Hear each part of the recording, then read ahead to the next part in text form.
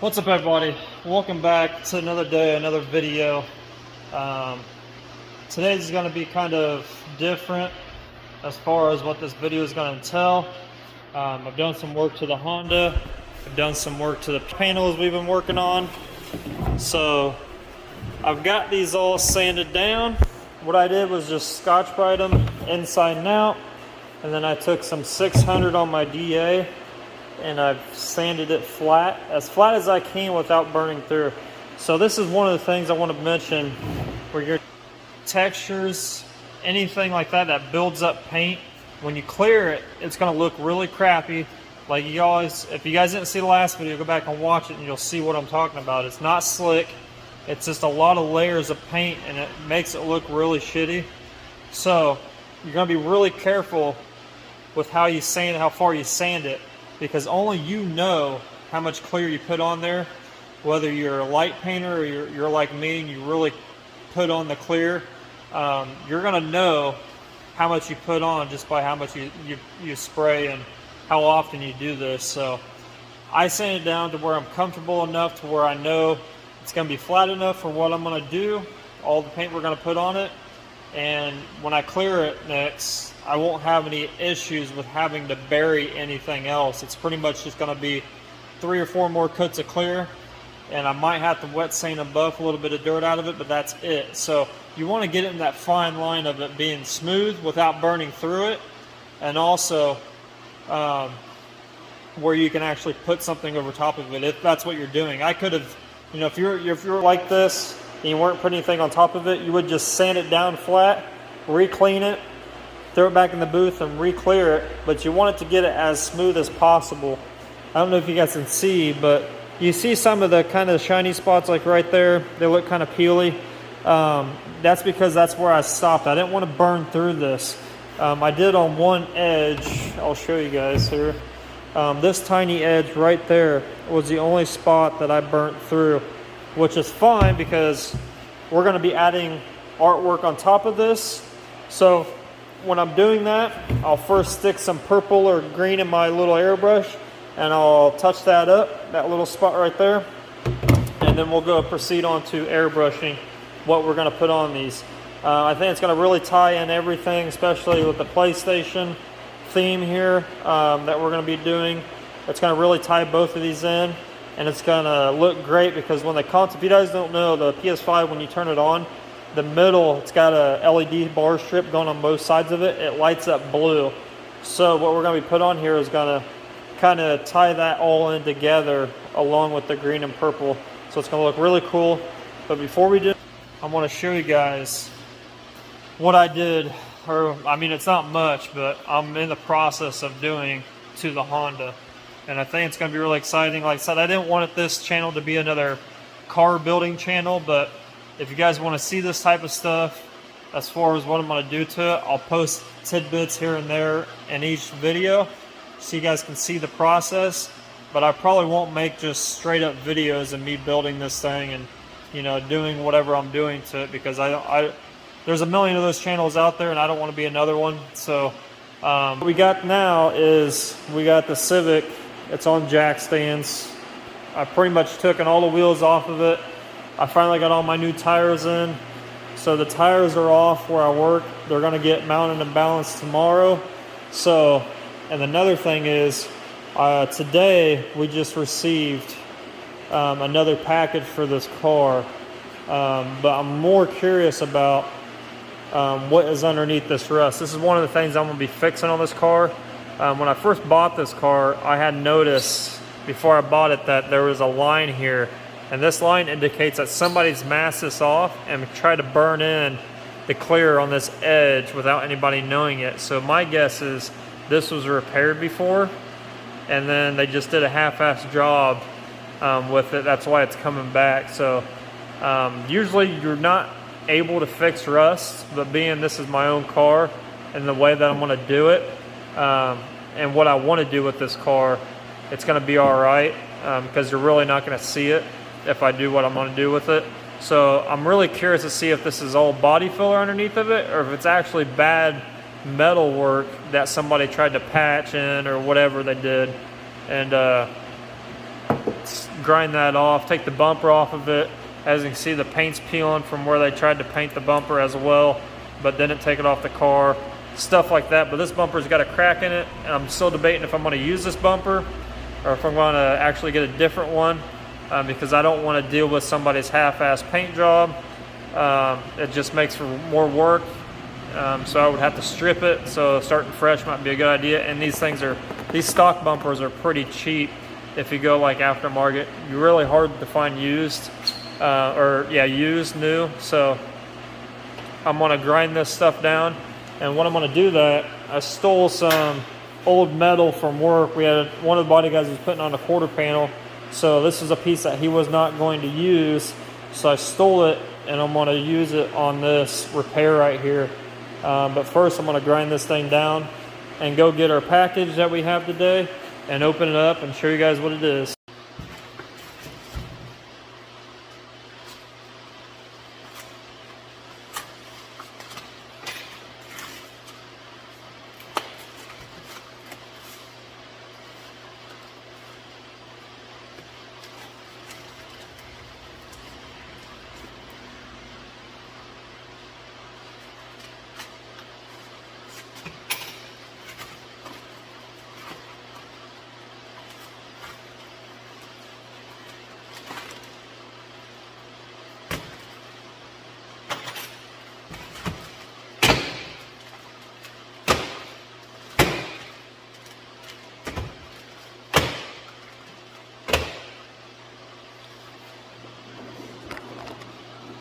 All right, so what we have here is brand new steel braided brake lines for the Civic.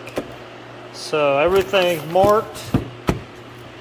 I mean, they did a really good job because they even have little instructions or anything. And I know this company does more than just Hondas.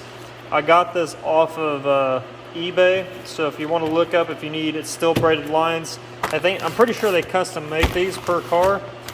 Which I could have done that myself, but I bought it was pretty cheap as a kit. It was a little less than $400 as a kit, and this will replace every single brake line in the car. So why I'm doing that is a couple years ago is I was driving the car and I totally lost my brakes. I got underneath of it, and one of the lines was pretty much rusted all the way through it, and everything, you know, the hydraulics are just completely gone in it. So I ended up patching that line a couple years ago, and it's okay, but it's not like really stiff, and it's really kind of sketchy if you're going to be driving in a big city. I take country roads, so I don't really run into much traffic, so I just, you know, I drive up my own pace. But when you're going to town or going to a big city and driving really fast or on a highway, it's pretty sketchy. So one thing I'm going to do to this car is I'm going to redo all the brake lines underneath of it. I'll kind of show you guys what I'm talking about. You get underneath of it here, all these lines, you kind of see where I kind of patched in. Right here, it's already pretty much rusting already. So all these lines underneath here are pretty much rusted. So, and I think that fuel line right here is going to have to get replaced too, because it's not looking that much better. So what I'll do is I'll order a steel braided line for that, and do that line from the tank all the way to the front of the car.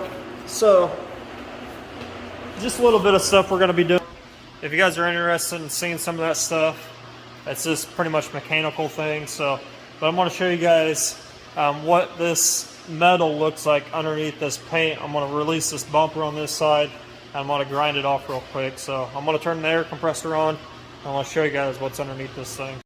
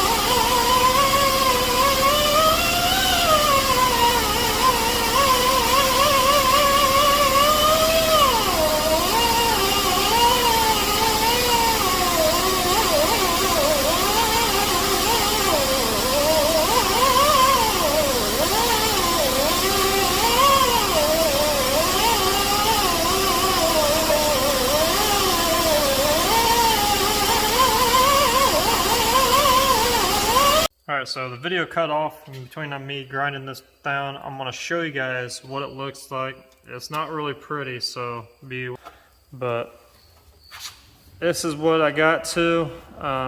You could tell that they tried to weld on some metal and it got corroded and started rusting real bad because they didn't treat it really well and they just slapped body filler over top of it.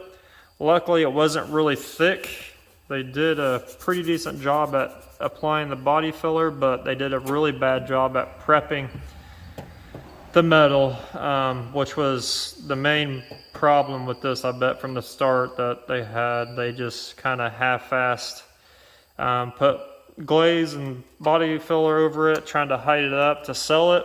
So if you guys are looking at cars, and it don't matter if it's, you know, a few years old or if it's an old car like this, every car rusts really quick nowadays. I don't know why, really, from the factory. They're just not prepping the metal right before they weld everything together, but it seems like rust is becoming more of an issue. And the bad thing about this is, as you guys can see, this is the back panel to the quarter. So I put my hand behind here and it's all soft in this general area right here. It's all soft behind here, and I just pretty much disintegrated it. And that's what you want to look out for. Any metal that's soft that you're able to push out, you want to get that completely out of there. And as you can tell, this bottom, it's kind of connecting to this right here, which is going to cause kind of an issue.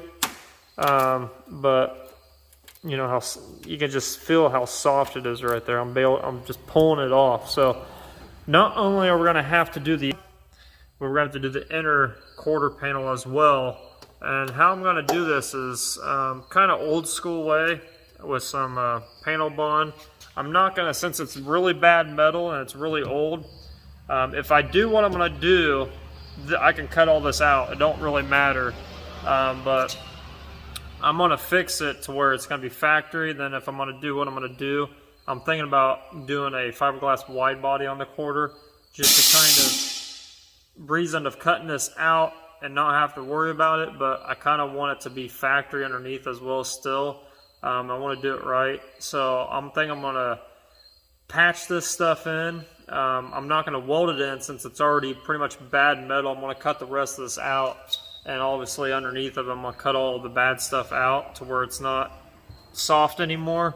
And then what I'm going to do is I'm going to panel bond new metal in it. So we don't have to worry about welding to like really bad metal. Because if you guys don't understand rust is like cancer. It spreads. So the longer the rusted metal is in there, it's just going to spread to the other metal. So we want to get all that out of there. And if you re-weld it, and you don't prep it right, then it's just going to keep spreading. So instead of welding it back in and having to worry about if it's going to come back or not, I'm just going to panel bond it in there. I'm going to shape it and form it, clean everything up, panel bond it, prep it, you know, wax all inside of it. I might even rhino line the inside of it as well, and inside the wheel wells, just to make it look prettier. But it's really tricky to do rust because rust you can't guarantee if it's going to come back or not, and that's just one thing you got to watch out for when you're buying a used vehicle. If it looks like somebody's painted an area and kind of half-assed it, they did it for a reason. In this car, this is their reason why they painted this quarter half-assed. So now we got to take the time and put new metal in there, fix it right to where it's not going to come back. Majority of the time it does come back. I mean, there's just no way of stopping rust. I've been in this industry long enough to know that, and some people just don't understand that. They think you can cut it out and put new metal in there and weld it and be fine. Well, if you got a really clean car and you do the steps correctly, yeah, you can get away with it for years, a couple of years, but it's eventually going to come back. And the reason why, like, you see a lot of these old muscle cars getting cut up and new metal or new quarters or new floors is because they're putting brand new metal in there. And that's why I stole that piece, is because it's brand new metal. So I don't have to worry about it rusting back out. As long as I do everything correctly here and cut all the old stuff out. That's another major thing, is make sure you get all the old nasty soft metal out of there. That way you're not just, you know, gonna corrode and make the cancers keep spreading to the new metal you put in there. And old cars have thicker metal, so you got a lot more to work with. These newer cars, the metal is really thin, so you gotta be really careful. But this is kind of a tricky area because of, you know, you got a body line kind of here that matches the bumper, and you got all this in here. And then not only that, but you got the lip down here. Luckily, the tab down here is still pretty solid. So hopefully I can get this inner to where it's gonna come out just fine, just enough to where I just have to repair, you know, remold all this metal back to factory, or like I said, cut it out to where the wide body will fit on here. But I kind of want to go back to the factory look, just make it look better. So that's it for this car. I'm going to jump over. We're going to start the PS5 stuff, so stay tuned. Alright, so this is where, as far as I got with getting all the rust out, all the bad metal. Now, it looks like really a lot of work to get this back to where it's going to be looking like factory, which it will, but since we actually have to do the back side and the front side, it'll allow us to make that access to it a lot easier, because you really want to make sure up inside of here is actually really clean, and actually there's no bad rust inside of the wheel well, because that's usually how it starts. From the factory, these cars come with like a rubber lip on these all the way around the wheel wells, and they just collect water right here. So this is why this area gets so bad, is because it just sits with water, moisture gets to it. You know what happens with water and moisture? It just starts rusting away at the paint and the metal, which makes it really hard to actually get to work on this thing and get it right. But I made a big enough window here where it's not going to be terribly hard to get to and fix it and make sure it's done right, but it allows me to get access inside the car as well. And to get back in here, I can actually get inside the trunk area. I did have to cut the lip here a little bit. We'll have to make that lip again as well, because it was all soft. This is all sturdy now. I did a little boo-boo right there with my cutoff wheel. I'll have to fix that too, which is not a big deal, because this is where the back side of the metal meets this side back here and the front side. So those will be butted up right there, so not a big deal. But yeah, everything is pretty much cleaned up. It looks terrible right now. It does look terrible, but at this point, what you want to do is get you some either rust inhibitor or something that's going to stop the rust, like some rust inhibitor promoter, or you want to get some epoxy and just kind of just almost dump it in here and make sure all the bare metal's covered. I usually go through and I'll spray like I forget what the name of it is, but it's a rust promoter. It stops rust. What it does, it's like a gel. You kind of spray it on and wipe it on, whatever you want to do, and it turns everything black. That's bad, and that'll tell you, hey, you need to cut some more out before you start sticking the new metal in there.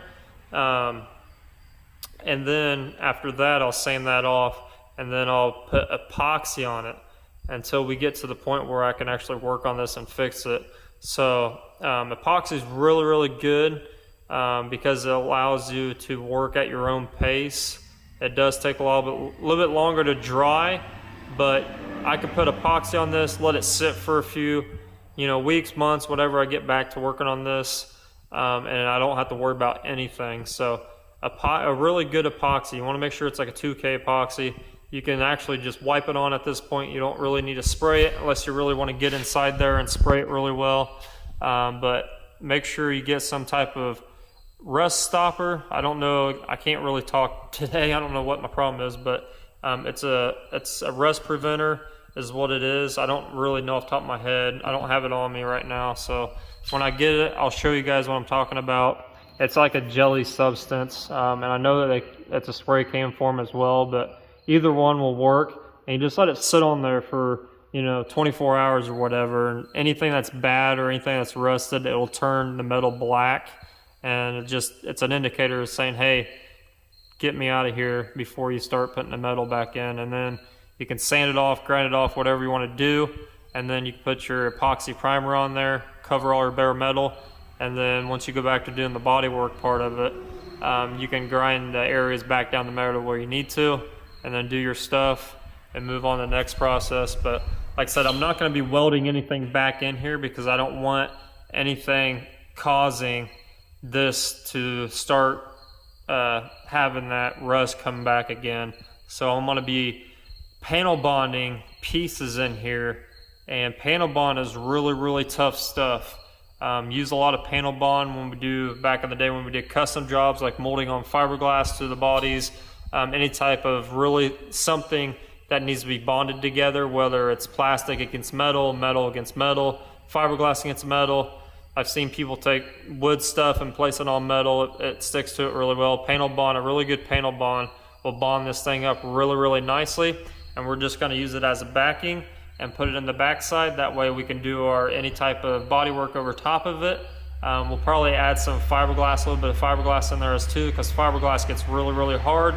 But we want to try to get this as flush as possible, and maybe do some little bit of hammer and dollying to get that thing flush as possible, so we're not caving and paving this thing with body filler again, and it'll do the same thing what it did before. But with welding this, you start welding it, and there's some areas that'll start rusting again because it'll be bare metal. Sometimes you can't stop it all, so we're gonna be panel bonding this back in here, unless I change my mind. I'm gonna go talk to my body guy at work and see what he thinks is the best. I'm not a body guy, but that's why I don't do it. So I'm gonna talk to him, show him the picture, see what he actually thinks that is the best way to do it. I don't have a welder here, that's why I was saying I'm gonna panel bond it, because I literally just gotta prep the metal, stick it where it needs to be, let it dry for like 24 hours, and then you can literally sand it if you need to, or you can, start your body work or whatever after that. So it's really good stuff. I think that's what I'm gonna do, but I'll let you guys know in an updated video. All right, so another tip and trick for you if you're painting something that needs blended. This goes for like bumper covers, anything that you're not doing. I mean, if you're doing a brand new cover, this goes for that too, I guess. So I want to show you guys what I'm working on here. I'm going to tell you guys a little tip and trick. So I got a bumper cover here. It's 8624, the most common GM white out there. So repair is on this side only, and that's all we're painting, not the quarter, not anything else on the car. So there's a lot of negative stuff out there about how bumper covers don't match after they're painted. I'm gonna tell you this right now, they don't match from the factory. So you go drive through any dealership, look at any color, any car, bumpers front and rear do not match the cars because they're plastic. The plastic is usually a black mold, so it just takes color different. No matter, you can paint the quarter and the bumper at the same time and it still won't match perfectly. It's just the way the plastic is and how the plastic takes the paint. So what do you do in this situation? What I do is, obviously, you want to do your spray out card here going. It's been sealed already. You always want to do your spray out, no matter what color it is. I usually say black. If it's just straight black, that's the only thing that's really, you can 100% not have to do a spray out on. Everything else, I always say spray out. A lot of people think white is just white. Nope, white's got a lot of stuff in it, just like black does. So what I always do here is a tip and trick. Do your spray out, and I always match the quarter, of course, but I also go to the front of the car and look at the front bumper. It's either going to be lighter or darker. There's only two options there. Sometimes it might be like on a white car, it might be more yellow, it might be more blue. There's different variances to look at on these colors of these cars. So I always look at the front bumper, and I always match the front bumper to the rear. A lot of guys will actually spray the whole bumper, and to me you're just wasting material, but they're doing that because they want to be like, hey, it matches the same way on the other side, and I only painted this side. They're really fibbing to you, not telling the truth. Well, with me, I only put color where color needs to be, then I re-clear the whole bumper. So I always look at the front of the car, Obviously you want it to match the quarter as close as possible, but look at the front of the car, look at that front bumper. It's going to be either darker, lighter, or whatever, more yellow, more blue, sometimes more red on a white car. There's many different variances of what things look like on cars against plastic and metal. So there's your tip and trick. Look at the front bumper. If you're doing both bumpers, that just makes it a little bit easier on you. Do them both the same, match the panels as close as possible. That way on that side, both of the bumpers look the same.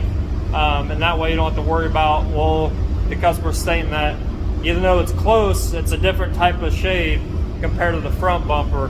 Like on this car, right there getting PDR work done, it's actually a little bit darker blue. It's almost like a bluish green. It's not yellow, which the white cars, stuff that's normally just white, they tend to go to the more like the yellow, redder shade. This one's a little bit more blue or green. So that's what I'm gonna do, is I'm gonna match it to that front bumper on my spray out and go look at the car and go from there. So that's just a little tip and trick for you guys.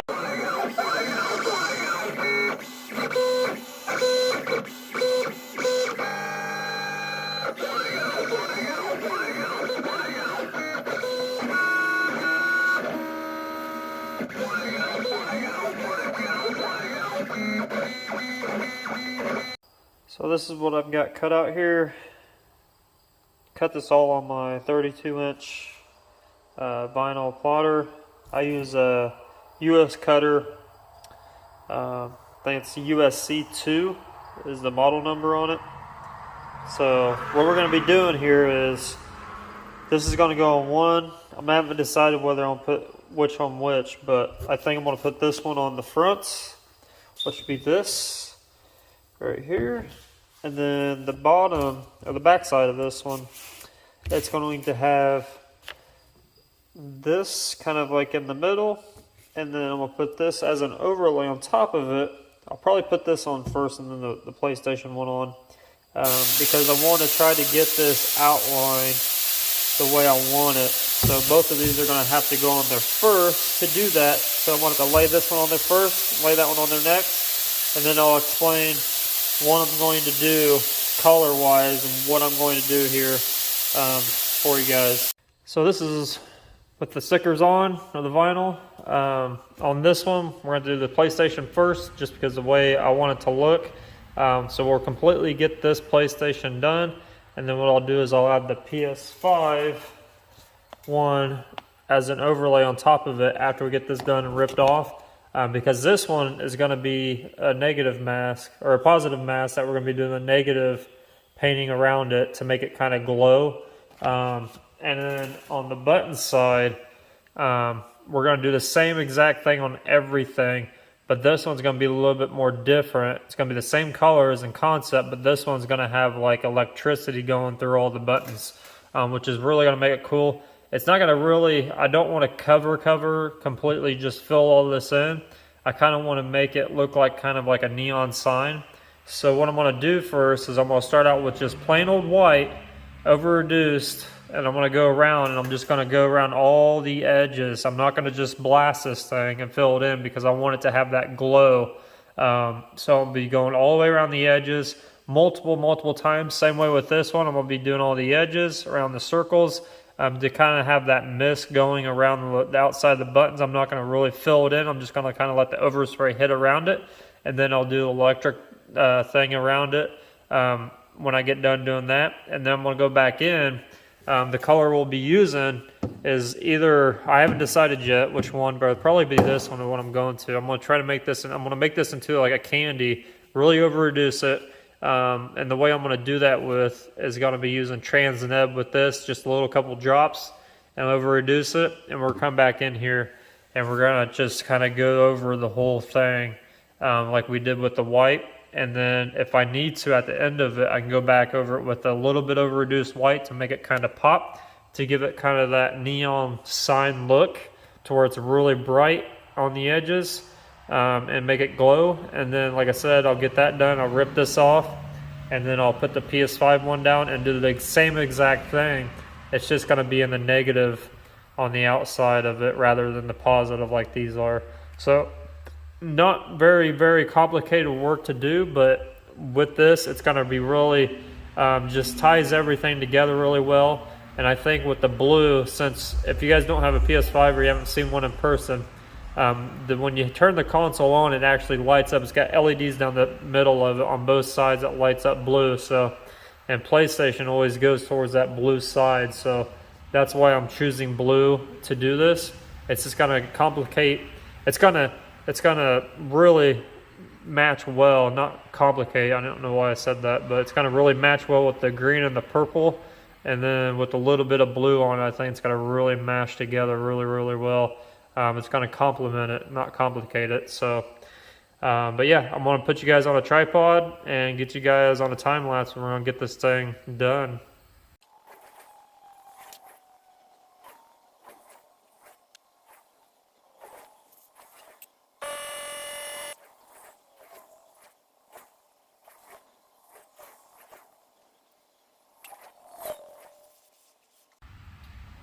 Alright, so now I've gone over everything pretty much 2 or 3 different times. What you want to do when trying to pull this kind of effect off is, like I said, you don't want to just go in there and blast everything. You kind of want to leave the middle with very little paint as much as possible. You just kind of want to stay on the yellow tape outline and just go around all the outlines.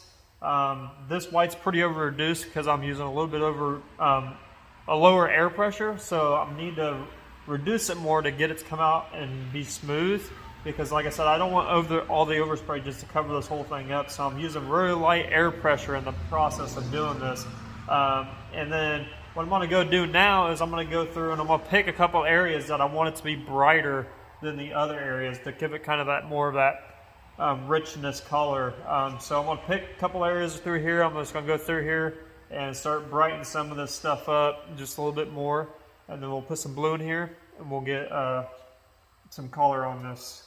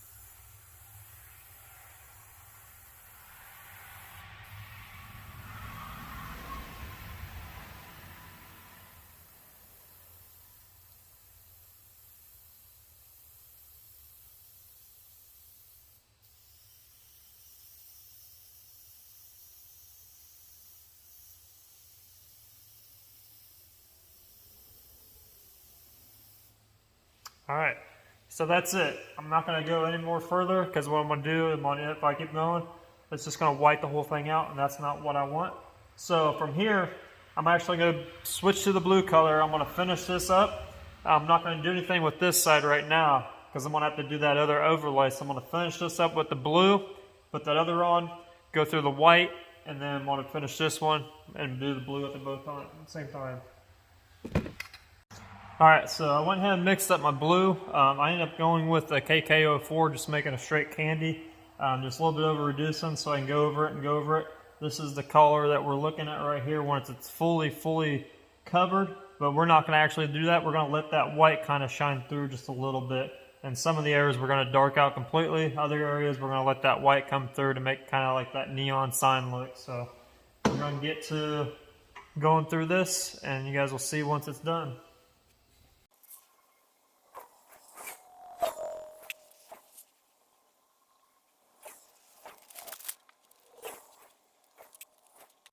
So I got the FBS gold mask taken off.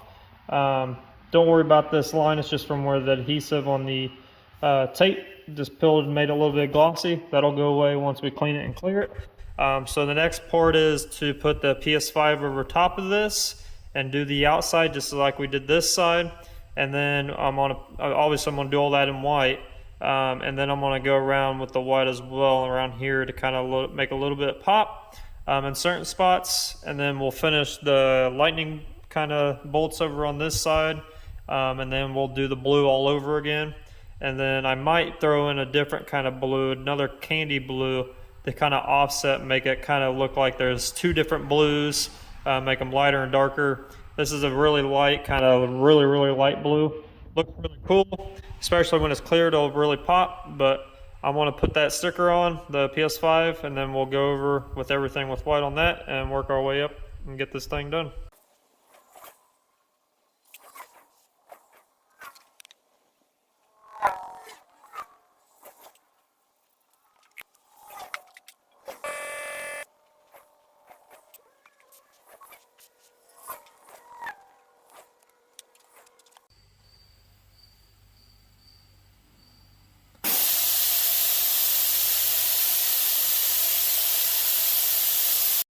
Alright, so as you can see, I've got everything mapped out, got everything done. One thing I want to mention to you guys is the vinyl masking. With solvent, it dries really quick. You really don't have to wait too long to peel it back up. And as you saw, I just rolled my finger along the edge. That's how awesome this stuff is. It sticks really well, but yet it's not really super tacky to where it's going to leave residue behind or anything like that. And it's really easy to peel up with your fingers. As long as you just roll it, just make sure your paint's dry. If you're putting on a lot of paint, just make sure it's flashed off really well. Now, you might think this is pretty much ready for clear coat. It's really close. I'm really liking how the PS5 came out, as well as this, just everything in general. But I'm gonna take it one more step further. As with like a neon sign, you can see we did the outside. It's pretty much just, I did that to get the image down. It was a really quick way for me to get everything placed. Now I'm going to do is I'm going to go back with the white, really over reduced white, and I'm going to just outline everything. If you look at a neon sign, it's got overspray on the inside. It's lit up on the inside, and it looks like it's got like overspray or glow on the outside. That's kind of like what we did to the PS5 here. We've got that glow going on now. Now we're going to put some on in the inside, just a little bit, not much, but I'm just going to over-reduce the white, go over the PlayStation letters, go over everything, and then I'm going to mist on more of that blue color to really get this thing to look like it's like glowing. I really wished I kind of did everything the way I did the PS5. I did that one pretty light. That way everything kind of, I could almost cleared it at that point because I like it so much. Stuff like this, it's just a hit or miss. You know, I just play around with it until I get where I like it. But I'm really trying to go for that neon sign look to have that really big glow. So the way you do that is you just stack layers on layers and layers, and you kind of want to get that whiteness along with that the color all the way there. But you don't want to saturate it completely. You want to kind of mist it on there. That way that white kind of shines. So I'm going to put some white in the gun, clean the gun out, put some white in it, and we're going to go back over all of it with the white and just outline everything. And then I'll put more candy in there, and we'll just kind of mist on the edges, and you're going to really see this thing come to life.